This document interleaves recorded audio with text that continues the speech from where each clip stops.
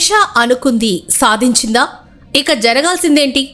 తమిళ సినీ ప్రేక్షకులకు త్రిష కృష్ణన్ పేరు కొత్త కాదు. స్మైల్ ఆఫ్ చెన్నైగా అభిమానుల మనసుల్లో ప్రత్యేక స్థానం సంపాదించిన త్రిష ఇప్పటికీ తన క్రేజ్ను కొనసాగిస్తోంది. ఇటీవల ఆమె రాజకీయాల్లోకి అడుగు పెట్టబోతోంది అన్న ప్రచారం తమిళనాడులో హాట్ టాపిక్ గా మారింది. గతంలో ఒక ఇంటర్వ్యూలో తాను భవిష్యత్తులో రాజకీయాల్లోకి రావాలని ఆసక్తి వ్యక్తం చేసింది అన్న చర్చలు మళ్లీ వెలుగులోకొచ్చాయి.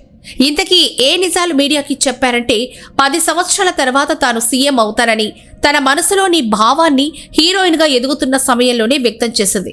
మీడియా జర్నలిస్టు నవ్వితే ఇది నిజం, సత్యంగా చెప్తున్నాను, నేను తమిళనాడు సీఎం అవుతాను, 10 సంవత్సరాలు వేచుండండి అనేది త్రిష. ఆ మాటను నిజం చేస్తూ నేడు త్రిష టీవీకే పార్టీ అధినేత హీరో దళపతి విజయ్ని లవ్ ట్రాక్లోకి లాగి రాజకీయాల్లో అడుగు పెట్టేలా చేసింది. ఎన్నికల అనంతరం తిరుమల శ్రీవారిని దర్శించుకుని విజయ్ గెలవాలని 7 కొండల వాడిని కోరుకోవడమే కాకుండా మీడియాకి బహిర్గతంగా విజయ్ గెలుస్తాడని తెలిపిన త్రిష తన కోరికను విజయ్ ద్వారా తీర్చుకునే ప్రయత్నం చేస్తుంది అన్నది అర్థమవుతోంది. విజయ్ 2 అసెంబ్లీ నుంచి పోటీ చేసి రెండిటిలోనూ గెలుపు సాధించారు.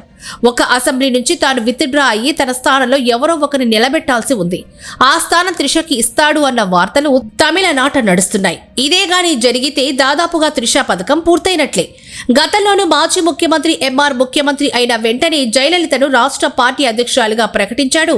అక్కడి నుంచి జరిగిన రాజకీయ ప్రయాణంలో జయలలిత ముఖ్యమంత్రి అయినంత వరకు మనకు తెలిసిందే. ఇదే కథ మళ్లీ తిరిగి త్రిష ప్రారంభించబోతుంది అన్న కథనాలు కూడా తమిళనాడులో వినిపిస్తున్నాయి. విజయ్తో కలిసి ప్రయాణించనున్న త్రిష రాజకీయ ప్రయాణం ఎలా ఉంటుందో చూడాలి. ఇక డిప్యూటీ పదవి కూడా త్రిషకి దక్కవచ్చు అన్న ప్రచారం జోరుగా ఉంది.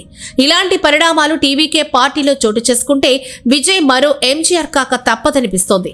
ఇక విజయ్ స్థాపించిన టీవీకే పార్టీ నేపథ్యం ఈ ప్రచారానికి మరింత ఊతమిచ్చింది. ఎన్నికల తర్వాత జరిగిన పరిణామాలు, తిరుమల దర్శనం వంటి అంశాలు కూడా ఈ చర్చలకు కారణమవుతున్నాయి. అయితే త్రిషకు రాజకీయాల్లో ఏ స్థానం లభిస్తుంది అన్నది, లేదా ఆమె నిజంగా రాజకీయాల్లోకి వస్తుందా అన్నది ఇంకా స్పష్టతకు రాలేదు.